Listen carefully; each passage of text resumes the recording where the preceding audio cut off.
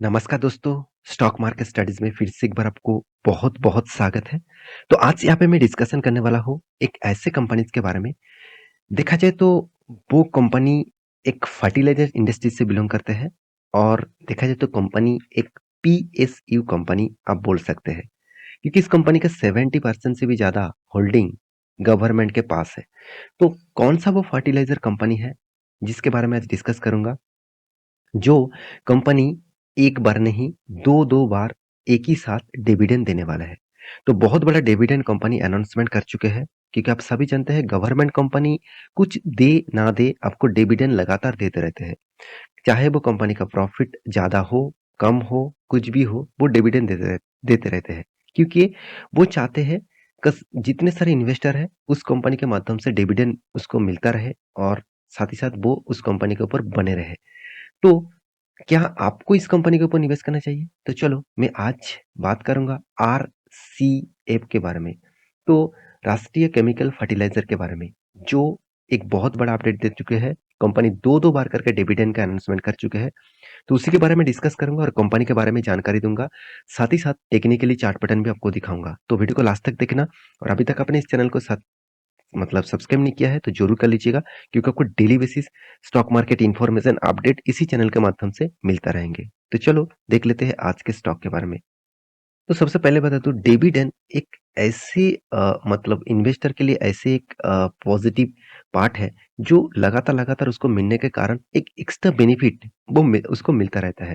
देखिए बहुत सारे कंपनी हर क्वार्टर में डिविडेंड देते रहते हैं। बड़े प्लेयर्स भी डिविडेंड देते हैं जैसे टीसीएस हो गया, इन्फोसिस हो गया, तो इस तरीके से बड़े कंपनीज भी डिविडेंड देते रहते हैं।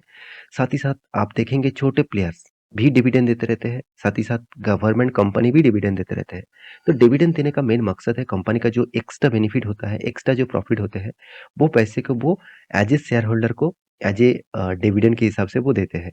तो डिविडेंड अर्निंग बहुत अच्छा खासा होता है, मगर एक चीज मैं आपको जरूर कहूँ, गवर्नमेंट इस डिविडेंड के ऊपर भी अभी टैक्सेस लगा दिया गया है। तो आप पहले जो डिविडेंड मिलते थे उसके ऊपर कोई भी टैक्सेस नहीं था। अभी वो टैक्स आपको लगाकर मतलब टैक्स कट होने के बाद ही आपका बैंक अकाउंट में ट्रांसफर किया जाएगा। तो इस कंपनी ने किस तरीके से डिविडेंड दिया, चलो वो मैं आपको दिखा देता हूँ।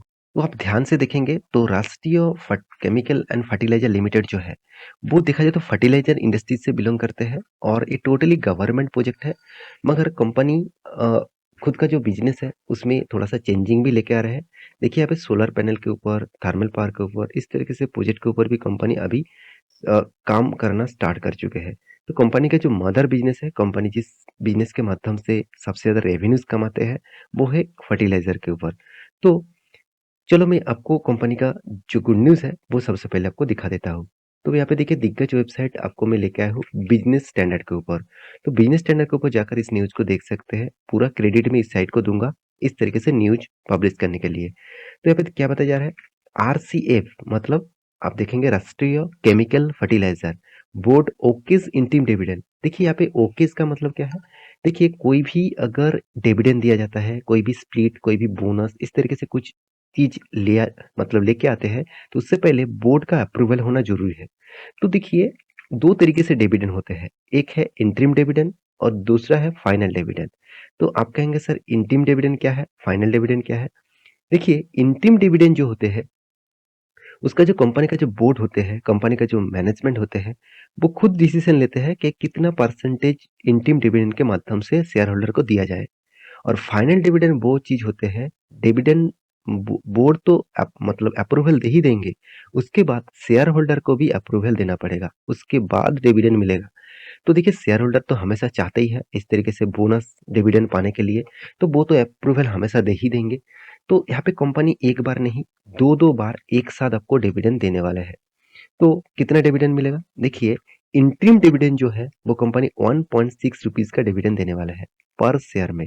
मतलब आपके पास एक शेयर है तो आपके पास 1.6 रुपीज मिलेगा। तो मान के चलिए आपके पास 10 शेयर है तो आपको 16 रुपीस के आसपास मिलेगा। तो आपके पास 1000 शेयर है तो आपको उसके लिए 160 रुपीस मिलेगा। तो देखिए मैं आपको कैलकुलेशन नहीं सिखा रहा हूँ, मैं आपको दिखा रहा हूँ। तो आप मेरे से बहुत बेहतर कैलकुलेशन जानते हैं, मैं जानता हूँ। तो यहाँ पे देख सकते हैं Rashtriya chemical fertiliser said that its board has approved in interim dividend rupees 1.60 per equity share finally मतलब फाइनेंशियल ईयर 2022 एंड 2023। तो डेट कौन सा अनाउंसमेंट हुआ? देखिए 16 दिसंबर में आपको यहाँ पे मिल जाएगा डिविडेंड। तो आपको क्या करना है, 15 दिसंबर से पहले खरीदना है। तो आप कहेंगे सर क्या डिविडेंड के लिए मैं इस कंपनी के खरीदारी करूँ? ऐसे बिल्कुल भी मत करिएगा। जितने सारे लोग डिविडेंड के शौकीन हैं, बहुत सारे लोग सोचते हैं कि मैं सर डिविडेंड के लिए निवेश कर दूँ और अ, कुछ दिन बाद डिविडेंड मिल जाए तो मैं निकल जाऊँ। ऐसे बिल्कुल मत करिएगा। मैं आपको रिक्वेस्ट करूँगा बिल्कुल मत करिएगा, क्योंकि डिविडेंड जब मिलता है ना, तब शेयर को भी एडजस्टमेंट होता है, प्राइस का एडजस्टमेंट होता है। मान के चलिए ₹160 कंपनी चल रहा है, तो डिविडेंड देने के बाद वो ₹155 भी हो सकते हैं। तो इसका एक एडजस्टमेंट प्राइस होता है। तो अल्टीमेटली आप देखेंगे आपका जो एडजस्टमेंट प्राइस है, आपका जो डिविडेंड मिला, उसी प्राइस में ही एडजस्टमेंट हुआ है। हाँ, आप बता रहे हैं कि सर मैं कुछ दिनों के होल्ड करूँगा, फिर से 160, 165 में जाएँगे तब बेचूँगा। वो अलग चीज़ है, वो अलग बात है। वो तो ट्रेडिंग वाला काम हो गया, वो तो शॉर्ट मतलब स्विंग ट्रेडिंग हो गया, तो वो अलग बात है। तो कंपनी बहुत बड़ा डिविडेंड अनाउंसमेंट कर चुके हैं, तो इसी के बारे में आपको दिखाना था। तो कंपनी एक बार नहीं, 2-2 बार डिविडेंड देगा, चलो वो भी मैं आपको दिखा देता हूँ। तो कंपनी का profit and loss sorry balance sheet में जाऊँ और कंपनी का आपको कॉर्पोरेट एक्शन में लेके लेके जाऊँ, तो आप देख सकते हैं 2-2 बार करके डिविडेंड अनाउंसमेंट हो चुके हैं। वो तो न्यूज़ में आपको एक दिख रहा था, दूसरा न्यूज़ पब्लिश अभी तक नहीं हुआ। तो यहाँ पे देख सकते हैं ₹1.60 प्लस आपको ₹2.50 डिविडेंड मिलेगा। तो कुल मिलाकर आपको जो डिविडेंड मिलेगा, आप देखेंगे तो करीबन-करीबन ₹4.10 का डिविडेंड यहाँ पे मिलने वाला है। और वो भी आपको दिसंबर 15 से पहले आपको खरीदारी करना होगा, तभी आपको डिविडेंड मिलेगा। तो देखिए यहाँ पे 2 डिविडेंड दिखाया जा रहा है, एक इंटीम डिविडेंड, एक फाइनल डिविडेंड, जो मैं आपको पहले बता चुका हूँ, दोनों डिविडेंड में अंतर क्या है। तो क्या इस डिविडेंड के बेसिस में कंपनी के ऊपर निवेश करना चाहिए? देखिए कंपनी का प्रीवियस डेटा दिखा दूँ, तो कंपनी 30% के आसपास डिविडेंड पे आउट कर चुके हैं, मतलब पहले ही कर चुके हैं और भी डिविडेंड यहाँ पे आने वाले हैं, तो उसके हिसाब से भी डिविडेंड देखने को मिलेगा। तो कंपनी करंट प्राइस जो देखा जाए तो 52 के आसपास कंपनी ट्रेड कर रहा है। तो कंपनी का मार्केट कैप 6,800 करोड़ के आसपास है, एक स्मॉल टाइप कंपनी बोल सकते हैं। कंपनी का पी रेशियो और रीजनेबल प्राइस में है, तो 10 से नीचे है, तो इस तरीके से कंपनी को भी मैं ज़्यादा से ज़्यादा फोकस नहीं रखता, क्योंकि पी रेशियो जितना लो होगा, लोगों को लगता है कि लो पी रेशियो है तो अच्छा काम करेगा। ऐसे बिल्कुल भी नहीं, पी रेशियो भी एक मेंटेनेंस में होना चाहिए। देखिए मान के चलिए आप एक बाइक चला रहे हैं, तो वहाँ पे स्पीड लिमिट दिया गया है 30 से आपको मान के चलिए 80। तो आप इसके अंदर आपको चलाना चाहिए, तभी आपका माइलेज ठीक-ठाक मिलेगा। क्या आप कह रहे हैं चलो मैं 10 में चलाऊँगा तो माइलेज और भी ज़्यादा मिलेगा? ऐसे बिल्कुल भी नहीं, आपका फ्यूल ज़्यादा खर्चा होगा। तो आप 100 के ऊपर भी जाएँगे, तो वो भी आप मतलब 80 के ऊपर भी जाएँगे, तो आपको ज़्यादा माइलेज मतलब नहीं दे मिलेगा। तो same to same stock market में भी इसी तरीके से चलते हैं, तो आपको उस तरीके से सोचना है।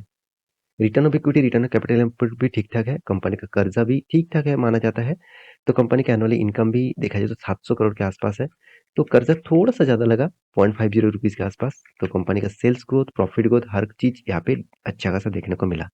प्रॉफिट एंड लॉस के बारे में बात करूँ तो कंपनी का जो प्रॉफिट एंड लॉस है, उसके बारे में डिस्कस करूँ तो आप देखेंगे तो कंपनी का profit and loss continuously maintain तो हो रहा है, मगर ग्रोइंग मूड में नहीं है। देखिए बीच में कभी 79 करोड़, कभी 200 करोड़, कभी 300 करोड़, कभी 700 करोड़। तो कंपनी अभी फिलहाल के लिए धीरे-धीरे करके ग्रोथ कर रहा है, मगर प्रीवियस डेटा दिखा दूँ तो 200-300 करोड़ के आसपास ही देखने को मिला था।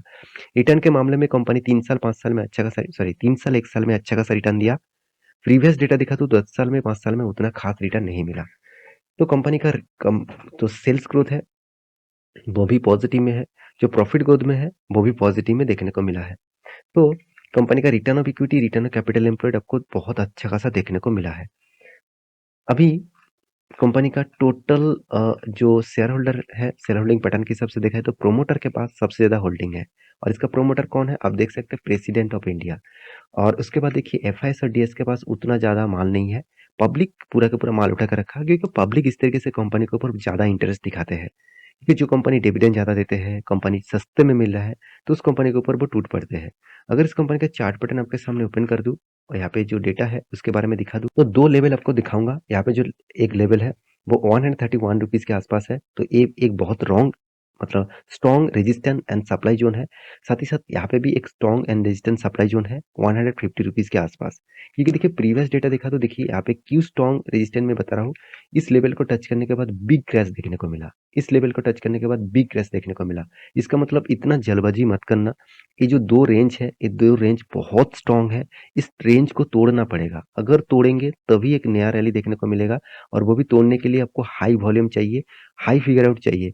क्योंकि मैं बहुत बार बोल चुका हूँ, बहुत सारे लोग ये गलती करते हैं। इस तरीके से रैली होने के बाद मान के लेता हूँ यहाँ पे तोड़ दिया, तो बहुत सारे लोग एंटर हो जाएँगे। बिल्कुल मत एंटर होना, क्योंकि इतने रैली होने के बाद प्रॉफिट बुकिंग बहुत तेज़ी से आएगा, तो स्टॉक में फिर से करेक्शन हो सकते हैं।